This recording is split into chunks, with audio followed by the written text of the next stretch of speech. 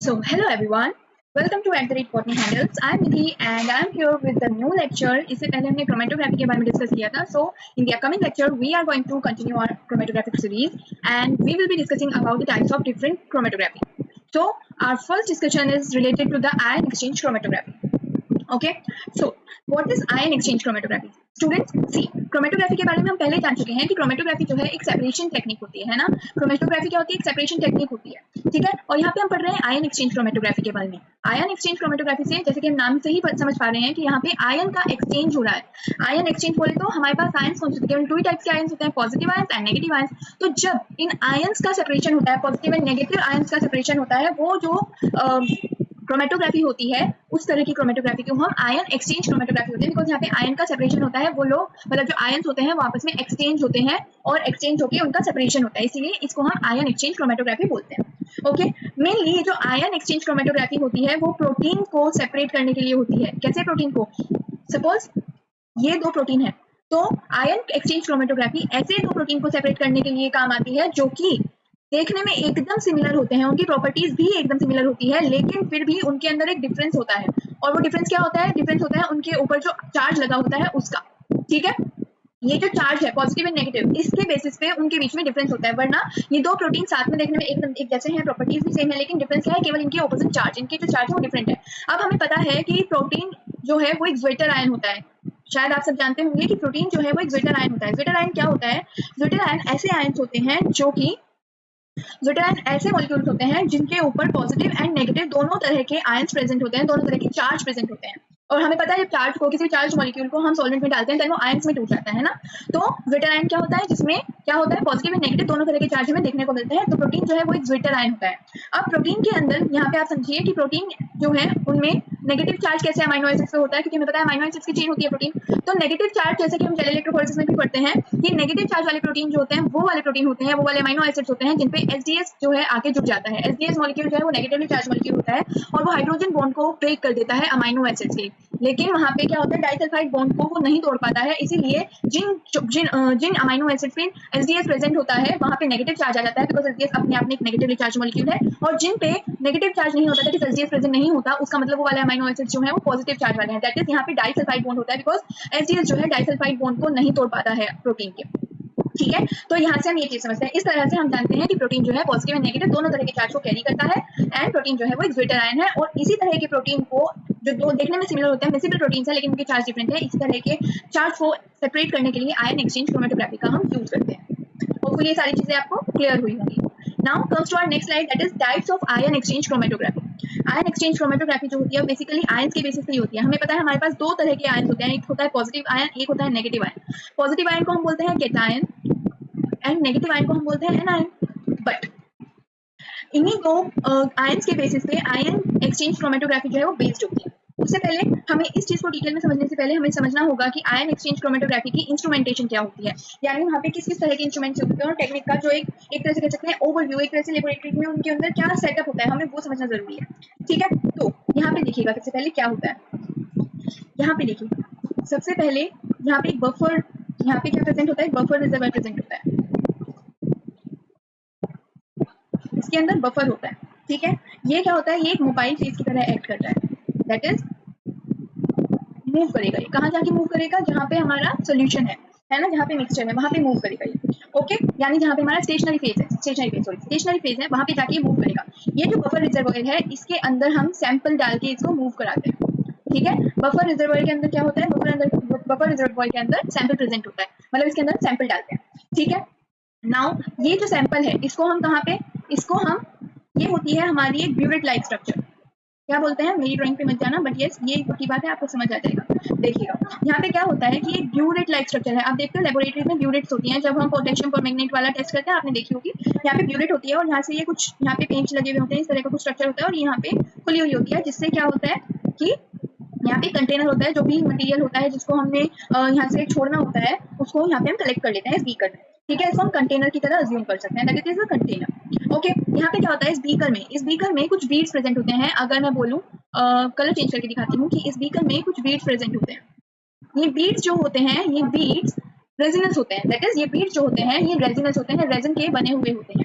Resin क्या होता है? रेजिन एक पोरस सब्सटेंस है, इनऑर्गेनिक सब्सटेंस है। रेजिन क्या है? पोरस इनऑर्गेनिक सब्सटेंस है।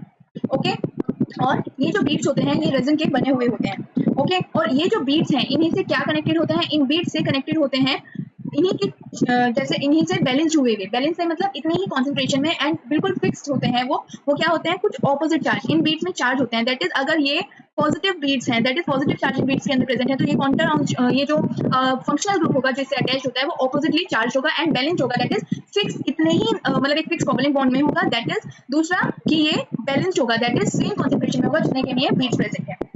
ठीक है, तो यहाँ पे क्या होंगे? हर बीड्स के साथ क्या जुड़े हुए होंगे? ये ऑपोजिटली चार्ज क्या होगा? फंक्शनल ग्रुप प्रेजेंट होगा। और ये जो फंक्शनल ग्रुप है इस यहाँ पे नहीं लिखा है, देन हमारा ये सेटअप खराब हो जाएगा।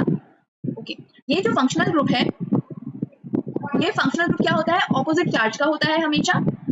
एंड सेकेंड थिंग कि इसी को हम क्या बोलते हैं? इनको हम काउंटर आयंस बोलते हैं। क्या बोलते हैं? इनको हम काउंटर आयंस बोलते हैं। सो अगर ये जो हमारी बीड्स हैं ये पॉजिटिव चार्ज कैरी करती हैं, देन इनके साथ जो काउंटर आयन प्रेजेंट होंगे वो हमेशा नेगेटिवली चार्ज आयंस को ही कैरी करेंगे। पहली बात। अब क्या होगा? यहाँ पे ये कॉलम बनाता है। ये जो बीड्स होती हैं इसको हम क्या बोलते हैं कि ये ट्यूब है, ये कॉलम बनाता है। ये पूरा एक जो ब्यूरेट है ये कॉलम है एंड इस कॉलम के अंदर बीड्स जो है वो पैक्ड होती है। ठीक है, इस तरह से इसको हम समझिए। अब दूसरी चीज, एक चीज यहाँ पे आती है कि ये जो बीड्स होती हैं जिनको हम बोल रहे हैं रेजिनस बीड्स, ये बीड्स मेनली जो होती हैं वो अगारोज की बनी हुई होती हैं। ठीक है, किसकी? अगारोज की कंस्ट्रक्शन हुई हुई होती है, या फिर ये सेल्यूलोज की हम कह सकते हैं, सेल्यूलोज की बनी हुई होती हैं, या फिर रेजिन की बनी हुई होती हैं। ठीक है, तो रेजिनस बीड्स हो सकती हैं, अगारोज बीड्स हो सकती हैं, या सेल्यूलोज बीड्स हो सकती हैं। रेजिन में भी अगर हम बात करें देन पॉलीस्टीरीन हो सकता है या फिर पॉलीफिनोलिक हो सकता है। ठीक है, तो ये चीजें याद रखने वाली है।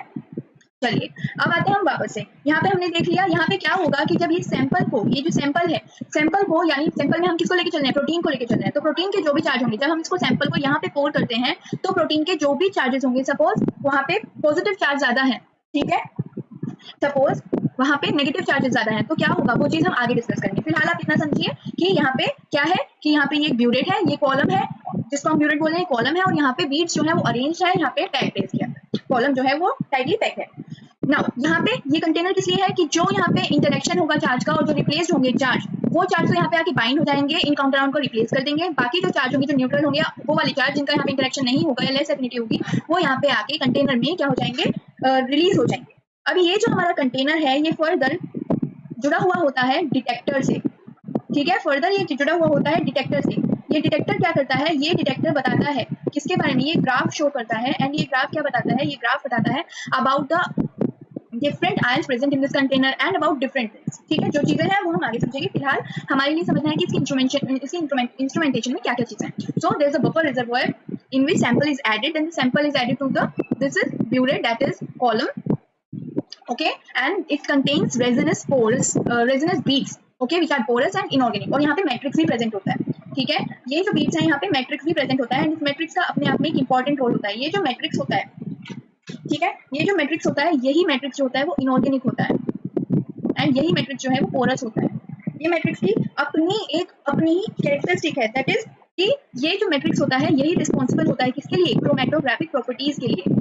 किसके लिए? Chromatographic properties. And chromatographic properties में क्या क्या चीजें आती हैं? Chromatographic properties like strength, efficiency, chemical stability etcetera. Okay, ये सारी चीजें किसमें आती हैं? ये सारी चीजें आती हैं मैट्रिक्स की, सॉरी, ये सारी चीजें आती हैं क्रोमेटोग्राफिक प्रॉपर्टीज में। दैट इज मैट्रिक्स जो है इन सब चीजों को क्या करता है? इन सब चीजों को मेंटेन करके रखता है। या फिर इसमें हम और एक चीज ऐड कर सकते हैं, that is flow property. Flow property, जब सैंपल जो है वो ब्यूरेट के अंदर, कॉलम के अंदर आके क्या करेगा? फ्लो करेगा, तो हमें उसका रेट जो होगा वो स्लो रखना होगा, उसकी स्पीड जो होगी वो हमें स्लो रखनी होगी। ये सब चीजें कौन मेंटेन करके रखता है? कौन कंट्रोल करता है? इसके लिए मैट्रिक्स रिस्पॉन्सिबल होता है। ठीक है, चलिए ये वाली बातें हुई। अब हमारा नेक्स्ट आता है, अब हमने इंस्ट्रूमेंटेशन को डिस्कस कर लिया, नेक्स्ट अब हम आते हैं हमारी टाइप्स ऑफ क्रोमेटोग्राफी पे। यहाँ पे हम types of ion exchange chromatography की अगर बात करते हैं तो यहाँ पे हमें अब पता होना चाहिए कि हमें पता है हमारे आयन जो है वो कैटायन एंड एनायन होते हैं, पॉजिटिव एंड नेगेटिव चार्ज। तो इन्हीं के बेसिस पे क्या होता है? इन्हीं के बेसिस पे आयन एक्सचेंज क्रोमेटोग्राफी को के टाइप्स होते हैं। दैट इज यहाँ पे देखिए मैंने क्या बोला था, सपोज ये जो हमारी कॉलम है, ये जो हमारी कॉलम है, इसके अंदर जो हमारे ट्यूब्स हैं, इसके अंदर जो हमारे ट्यूब्स हैं यानी जो बीड्स हैं, वो क्या है?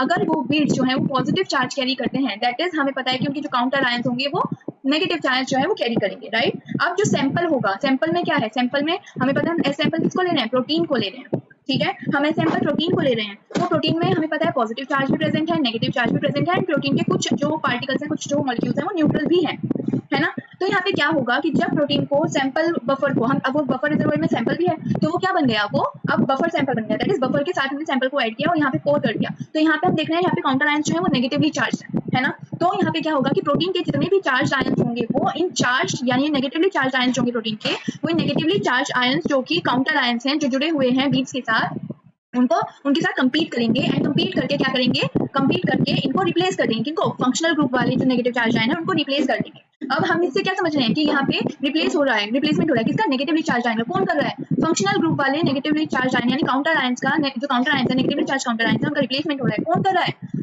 जो प्रोटीन के नेगेटिवली चार्ज आयंस है वो कर रहे हैं, ठीक है, और वहां पे वो उनको रिप्लेस करके खुद बाइंड हो जा रहे हैं उनकी जगह पे। तो यहाँ पे हमने क्या देखा कि यहाँ पे जब नीचे चार्ज आएंगे तो यहाँ पे कौन कौन से चार्ज आ जाएंगे कंटेनर में, क्योंकि जो नेगेटिवली चार्ज आयंस थे प्रोटीन के वो तो यहाँ पे बाइंड हो गए, इट मींस यहाँ पे और क्या, अब यहाँ पे जो काउंटर आयंस प्रेजेंट थे वो यहाँ पे आके रिलीज हो जाएंगे। इसके अलावा जो पॉजिटिव चार्ज थे जिनका यहाँ पे कोई एफिनिटी नहीं बन रहा था वो आके यहाँ पे आ जाएंगे, न्यूट्रल आयन जो है वो यहाँ पे आके रिलीज हो जाएंगे। तो बिकॉज यहाँ पे नेगेटिव आयन ने नेगेटिव आयन को रिप्लेस किया है, इसीलिए ये वाली जो टाइप ऑफ क्रोमेटोग्राफी है ये क्या है, ये एनायनिक क्रोमेटोग्राफी है, एनायनिक एक्सचेंजर क्रोमेटोग्राफी है, ठीक है। इसीलिए ये एनायनिक एक्सचेंजर क्रोमेटोग्राफी है, बिकॉज यहाँ पे नेगेटिव चार्ज जो है आपस में रिप्लेस कर रहे हैं। काउंटर आयन जो नेगेटिवली चार्ज था वो किसको रिप्लेस कर रहा है, उसको कौन रिप्लेस कर रहा है, उसको प्रोटीन के जो नेगेटिव आयन है वो रिप्लेस कर रहे हैं। नेगेटिव आयन जो होते हैं वो एनायन होते हैं, इसीलिए क्या हो रहा है, इसीलिए एनायनिक एक्सचेंज हो रहा है, इसीलिए हम इसको एनायनिक एक्सचेंजर बोलते हैं।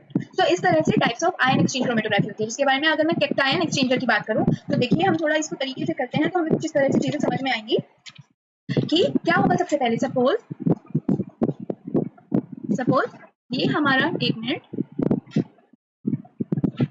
सपोज ये हमारा क्या है, ये हमारा बफर रिजर्वोयर है, मैं इसको BR लिख देती हूँ, और यहाँ पे हमारे पास इसमें हमने सैंपल को ऐड कर दिया। सैंपल हमारा कौन है, हमारा सैंपल है प्रोटीन, ठीक है, इसमें आप प्रोटीन भी प्रेजेंट है बफर रिजर्वोयर में। अब ये बफर रिजर्वोयर को हम क्या करेंगे, हम अपनी ब्यूरेट में, यहाँ से इसको ओपन समझना, ये यहाँ से स्पेस होता है, ठीक है, ये यहाँ पे क्या होगा, हमने इस सैंपल को अपनी ब्यूरेट में ऐड कर दिया, एंड ब्यूरेट जो है यहाँ पे चार्ज किए हुए हैं कैरी, बिकॉज हमें पता है कैटायन एक्सचेंज हो रहा है, कैटायन एक्सचेंज हम पढ़ रहे हैं, तो उस केस में हमें अपने आप से क्या पता लग जाएगा। मैं इसको थोड़ा सा बड़ा बनाती हूँ ताकि हमें समझ में आता है चीज़, है ना।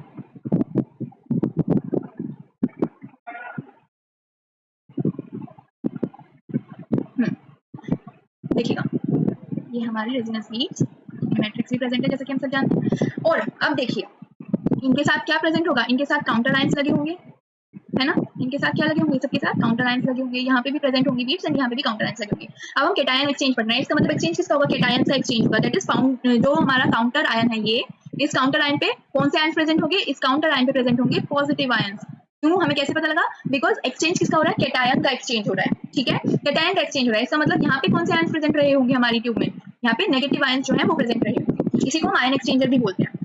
ये जो हमारा पूरा एक सेटअप है, ये ट्यूब लाइक स्ट्रक्चर, ये सारा का सारा इसको हम आयन एक्सचेंजर भी बोलते हैं, ठीक है। तो यहाँ पे देखिएगा क्योंकि कैटायन एक्सचेंजर है इसलिए हमें पता लगा कि जो हमारे काउंटर आयंस हैं वहाँ पे, क्योंकि हमें पता है जो आयन जो होगा वो किसको आके रिप्लेस करेगा, कौन से चार्ज को आके रिप्लेस करेगा, जो काउंटर आयन पे प्रेजेंट होंगे, है ना, काउंटर आयन जो चार्ज कैरी करते होंगे उसी को रिप्लेस आके करेगा। तो इसलिए हम इससे पता लगा सकते हैं कि हमें जैसे कंफ्यूजन ना हो कि कैटायन एक्सचेंज हो रहा है, दैट मींस कि काउंटर आयन जो होंगे वहाँ पे पॉजिटिव चार्ज कैटायन प्रेजेंट होंगे और यहाँ पे बीच में नेगेटिवली चार्ज आयन प्रेजेंट होंगे, ठीक है। तो अब यहाँ पे क्या हुआ कि हमने सैंपल जो था, ये हमारा सैंपल जो था, इसको हमने यहाँ पे पोर कर दिया इस हमारे कॉलम के अंदर। तो हम क्या देखेंगे कि जो सैंपल है प्रोटीन उसमें नेगेटिव चार्ज है, उसमें पॉजिटिव चार्ज है, और वो एक न्यूट्रल चार्ज, मतलब न्यूट्रल मॉलिक्यूल भी है जिनमें कोई चार्ज नहीं है।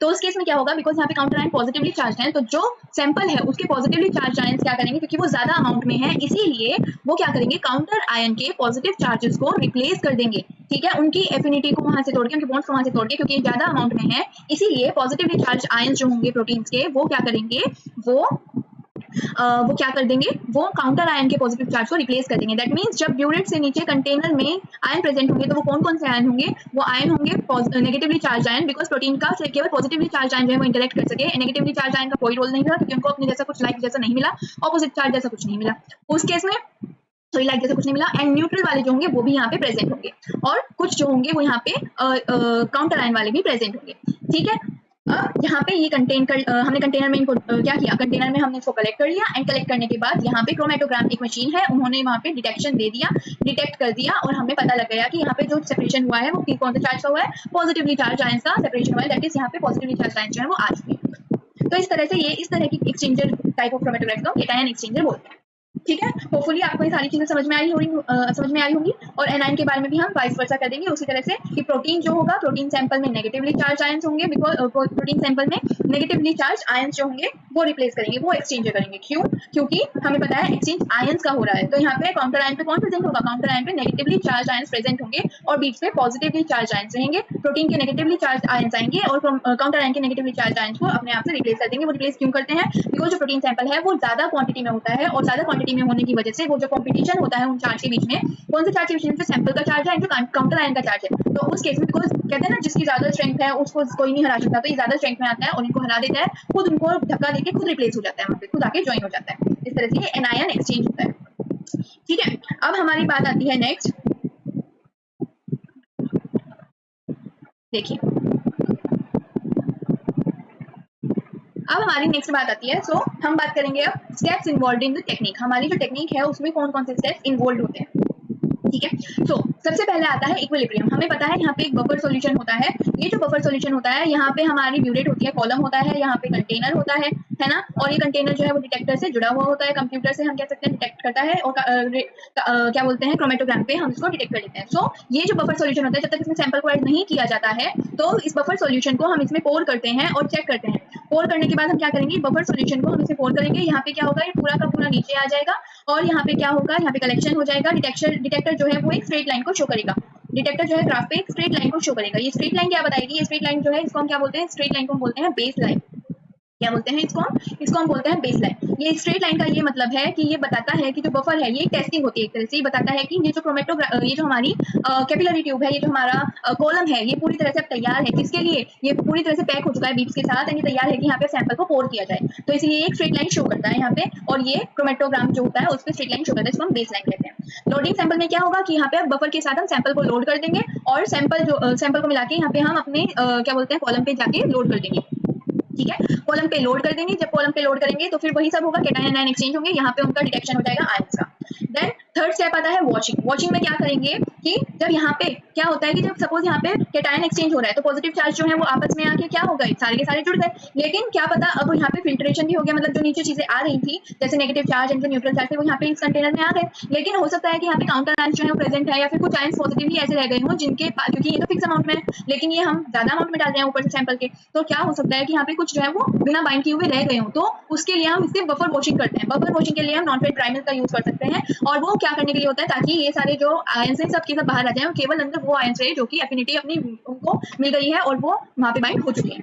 ठीक है, उस केस में डिटेक्टर जो है वो एक पीक को शो करता है, समथिंग लाइक दिस, जो कि बेस लाइन पे होती है। तो हमारा जो ग्राफिक कुछ इस तरह का रहता है, बेस लाइन को शो करते हुए इस तरह से पीक को शो करता है। तो ये पीक होती है वॉशिंग की। देन द लास्ट स्टेप होता है जो प्रोसेस में, वो होता है इल्यूशन। इल्यूशन होता है सेपरेट आउट करना, या फिर हम कह सकते हैं डिसॉर्प्शन। अब हमारा सारा काम हो चुका है, हमारे पास अब जो हमारे आयन सेपरेट हुए हैं, हमें इन आयंस को क्या करना है, इन आयंस को अब हमें कलेक्ट करना है। सो ये जो प्रोसेस होती है जिसमें हम अपने कॉलम में से क्या करते हैं, अपने कॉलम में से, सॉरी इतना सुंदर डायग्राम बनाने के लिए, जिसमें हम आयंस जो हमारे कॉलम, हमारा कॉलम है जिसमें हमने आयंस को कलेक्ट किया है, यानी जहाँ पे आयंस ने अपनी एफिनिटी देखी, आयन एक्सचेंज हुए हैं, वहाँ पे क्या होता है कि अब यहाँ पे सपोज हमारा पॉजिटिव आयंस बन चुके हैं, यहाँ पे बीट्स तो है और ये काउंटर आयंस है, और यहाँ से पॉजिटिव आयन प्रोटीन सैंपल वाले बन चुके हैं। तो इनको हमें क्या करना है, इनको हमें जो बाइंडेड ये सब है, क्योंकि हमने वॉश कर दिया है, एक्स्ट्रा कुछ भी नहीं है, इनको हमें निकालना है, कलेक्ट करना है। तो हम इसके लिए क्या करेंगे, ये प्रोसेस जो होती है इसको हम डिसॉर्प्शन बोलते हैं, इस प्रोसेस को ही हम इल्यूशन बोलते हैं। ठीक है, इस प्रोसेस को ही हम इल्यूशन बोलते हैं। और ये जो इल्यूशन होता है, ये इल्यूशन होता है दो बेसिस पे, एक तो होता है पीएच के बेसिस पे और एक होता है सॉल्ट के बेसिस पे। ठीक है, यानी आयनिक जो हमारी स्ट्रेंथ होती है उसको अगर कम कर दिया जाए, ठीक है, उसके अलावा पीएच को अगर कम ज्यादा कर दिया जाए, तो उस केस में क्या होगा कि हम क्या कर सकते हैं, डिसऑर्प्शन कर सकते हैं। दैट इज, अगर बात करें जनरली कैटायन एक्सचेंजर्स की बात करें, कैटायन एक्सचेंजर्स के केस की बात करें, तो कैटायन एक्सचेंजर के केस में हम क्या करते हैं जनरली कि जो बफर होता है उसकी जो पीएच होती है, बफर की पीएच को हम डिक्रीज कर देते हैं डिसऑर्प्शन के लिए, और जो आयनिक स्ट्रेंथ ग्रेडियंट होता है, जो आयनिक स्ट्रेंथ ग्रेडियंट होता है, दैट इज आयंस की जो स्ट्रेंथ वाला ग्रेडियंट होता है, वो हम क्या करते हैं, उसको हम इंक्रीज कर देते हैं। ठीक है, बफर की पीएच को हम क्या करेंगे, डिक्रीज कर देंगे, यानी जो बफर है यहाँ पे हम जिसके थ्रू सैंपल अंदर जा रहा है, ठीक है, उसमें क्या करेंगे कि उसको हम डिक्रीज कर देंगे, और आयनिक स्ट्रेंथ जो है उसको हम बढ़ा देंगे, जो आयनिक स्ट्रेंथ ग्रेडियंट है उसको हम बढ़ा देंगे। जबकि एनायनिक एक्सचेंजर के केस में हम क्या करेंगे, एनायनिक एक्सचेंजर के केस में बफर की जो पीएच होगी, बफर की पीएच को हम इंक्रीज करते हैं, जबकि आयनिक स्ट्रेंथ ग्रेडियंट को भी हम इंक्रीज करते हैं। तो ये जो कैरेक्टरिस्टिक है ये यूज होती है कैटायनिक एंड एनायनिक एक्सचेंज के डिसऑर्प्शन प्रोसेस में। इन चीजों को मेंटेन करके हम डिसऑर्प्शन कर सकते हैं, इल्यूशन कर सकते हैं। So this was all about the ion exchange chromatography. Hopefully मैं आप सबको समझाने में, अपने पॉइंट्स को क्लियर करने में सक्सेसफुल रही हूँ। अगर आप अभी तक इस चैनल पे और मेरी वीडियो को देख रहे हैं तो please like, share, subscribe my channel and keep supporting me. I really need your support and thank you everyone. Stay tuned for more such lectures. Thank you.